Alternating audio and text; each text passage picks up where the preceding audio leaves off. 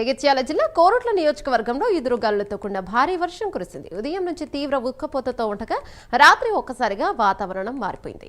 ఈదురుగాలులతో భారీ వర్షం కురవడంతో మామిడికాయలు భారీ ఎత్తున నేలరాలాయి.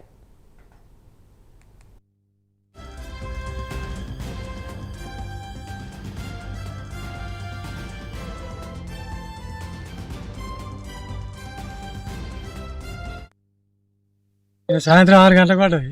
6:30 7కి ఆడవాడి పసుపులు ఇవన్నీ ఖరాబ్ అయినాయి. బాగానే మాడిపూతలు పోయినాయి.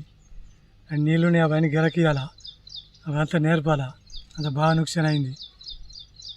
మేము పని చేసుకుని పని ఆయన ఎక్క కొట్టింది. మాడిపూత అంతా ఈ పసుపు అంతా ఖరాబ్ అయింది. అంత మేము రైతులైనా అవుతుంది. బాగా నుక్సాన్.